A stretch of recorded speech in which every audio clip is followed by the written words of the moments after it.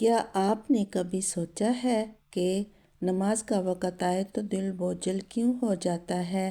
گناہ سامنے آئے تو دل فوراً کیوں مائل ہو جاتا ہے اور ہر بار یہی جملہ ذہن میں کیوں آتا ہے؟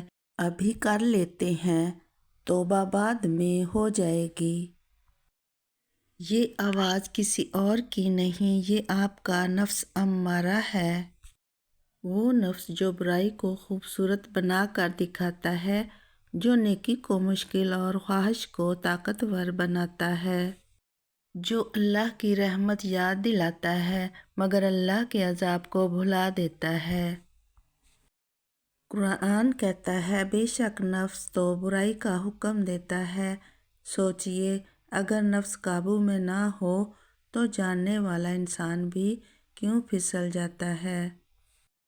اصل دشمن باہر نہیں، اصل جنگ نفس کے اندر ہے۔ جو اپنے نفس کو جیت گیا وہی حقیقت میں کامیاب ہو گیا۔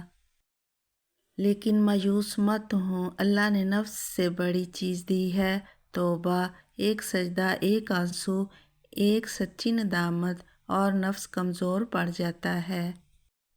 آج فیصلہ کیجئے، یا نفس آپ کو جہنم کی طرف لے جائے یا آپ نفس کو اللہ کے حکم پر جھکا دیں، کیونکہ نفس کو قابو کرنا ہی اصل نجات ہے۔ اصل کامیابی یہ نہیں کہ انسان گناہ سے پاک ہو، بلکہ کامیابی یہ ہے کہ وہ گناہ کے بعد پلٹ آئے۔ حدیث پاک، نبی کریم صلی اللہ علیہ وسلم نے فرمایا، حقیقی مجاہد وہ ہے جو اللہ کی اطاعت میں اپنے نفس سے جہاد کرے۔